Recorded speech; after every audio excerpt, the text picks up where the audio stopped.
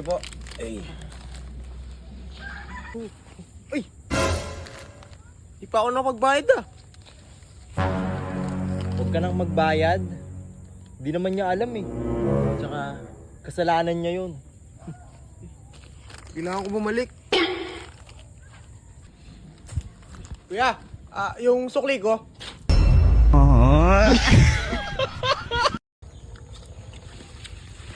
Ay, ayaw ba so? Ay, sige. Ay, ayaw mo? Sayang, sarap-sarap naman din ito. Ang tamis po. Wala, may ako na lang kainin. Ayaw mo eh. Sige, doon muna ako ha. Sige.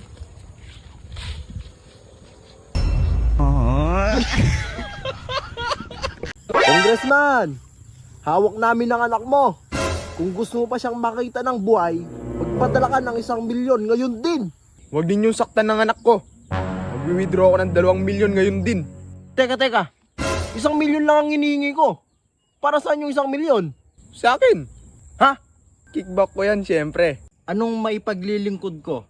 Attorney, gusto ko po sanang palitan yung apelyido ko. Mabaho po kasi. Ano bang apelyido mo? Mabaho po eh. Pwede bang palitan nyo na lang agad? Magbabayad naman po ako eh. Nako! Mahal pagpapalitan natin yung buong apelyido mo. Magkano po ba? 10,000. Pero makakamura ka kapag babalik na rin lang natin yung apelyido mo. Naku, wag na lang po. Ano ba kasi apelyido mo? Ba't ayaw mo rin baliktarin? Ang apelyido po kasi ay Lubot. Pag binaligtad po natin, lalong mabaho. So ngayon mga idol, susubukan natin mag-survive ng isang araw. Gamit lamang ang piso dito sa Baguio.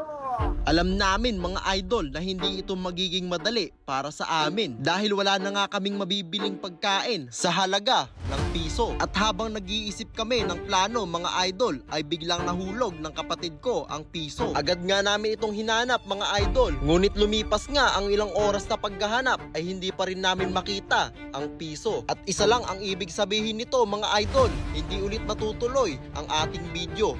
Manong, pinaparentahan nyo ba yung kotse? Alin dyan? Yung dilaw yung puti? Yung dilaw? Oo. Yung puti? Oo. Magkano po?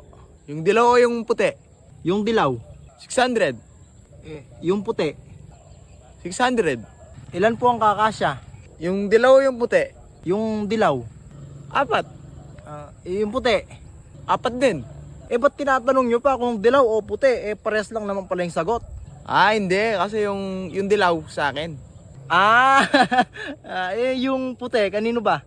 Sa akin din.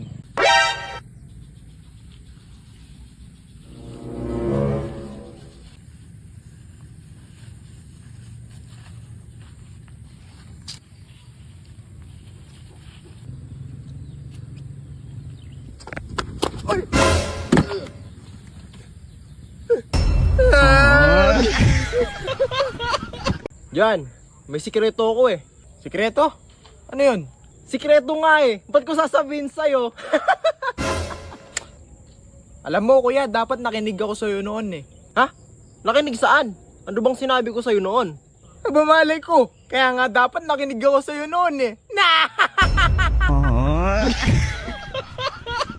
Noong mga bata pa kami, naaalala naming magkapatid na ang ulam lang namin ay asin. Nakakatawang isipin na sa pamamagitan ng asin ay naiiraos namin ang gutom namin sa isang araw. At kahit ganito lang ang ulam namin, masaya kaming magkapatid.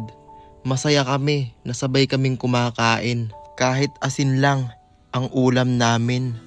Kaya noong lumaki kami at nakaluwag-luwag, ay bumili agad kami ng 1 sakong asin para nang sa ganon ay maitawid na namin ang gutom namin ng 1 taon. Nalak naming magkapatid na takbuhin ang Pampanga hanggang Baguio. At nung nakita nga namin kung gaano kalayo ay hindi na namin itinuloy. At nung pangalawang araw nga ay itinuloy namin ang aming pagtakbo. At habang tumatakbo nga kami mga idol ay bigla naman kaming pinulikan. Kaya hindi ulit natuloy ang aming pagtakbo. Kaya ngayong araw mga idol ay sisiguraduhin ko sa inyo na tatakbuhin na namin ang Pampanga hanggang Baguio. Kaya madaling araw pa lamang mga idol ay sinimulan na namin ang aming pagtakbo dahil marami nga ang nag-aabang kung kailan matutuloy ang pag-akyat namin sa Baguio. At ang sabi nga ng iba ay puro daw kami salita, wala naman daw kami sa gawa. Kaya pinili namin ituloy ang aming nasimulan. At sa oras nga na ito mga idol ay narating na namin ang Manawag. At isa lang ang ibig sabihin nito mga idol, dediretso kami sa Manawag Church upang humingi kami ng gabay sa aming pagtakbo at upang maging ligtas ang aming paglalakbay. At pagtapos nga naming magdasal mga idol ay nagmerienda muna kami dito sa gilid upang magkaroon ng lakas ang aming katawan dahil malayo-layo pa ang aming lalakbayin. Wala kaming sinasayang na oras mga idol, kahit pagod ay hindi namin dinaramdam upang matapos lang namin agad ang challenge na ito at para ipakita sa inyo na kaya naming gawin at tuparin ang aming mga pangako. At makalipas nga mga idol ang ilang oras na pagtakbo ay narating na rin namin ang La Union. At Alam nyo ba mga idol? na hindi ganito ang tamang paggamit ng kutsara. At kung ganito nga ang ginagawa nyo sa kutsara ay talagang mahihirapan kayo. Dahil nga mga idol, nakadisenyo ang kutsara sa ganitong paraan. Ang tamang ang paggamit mga idol ng kutsara ay dapat yung nakalubog na parte ay nasa itaas. Sa paraan nga na ito mga idol ay makakasandok na tayo ng maayos. At alam nyo rin ba mga idol na hindi ganito ang tamang paggamit ng tinidor. Dahil pag ginamit natin yung flat side ng tinidor ay talagang wala tayong makukuha. Ang tinidor ay mayroong 4 na tusok at ito dapat ang ating ginagamit sa ating pangsandok. Ngayon mga idol, alam nyo na kung paano gamitin ng tama ang kutsara at tinidor. Ano ang pinagkaiba ng taong nahulog sa 13th floor at saka yung taong nahulog sa 2nd floor? Siyempre sa 13th floor, patay. Oh, Sa 2nd floor, pilay. mali. Paano mali? O sige, paano? Yung taong nahulog sa 13th floor. Oh.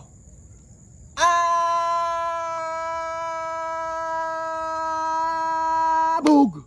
Sabi nga ba nun ha? Sige, 2nd floor. 2nd floor. O sige, paano? Ito yung 2nd floor. 2nd floor. Ano yan? Bug!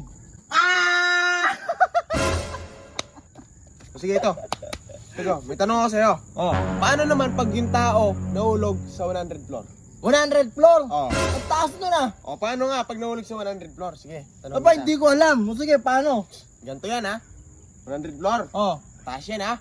Nahulog. oh. Ah! Ah!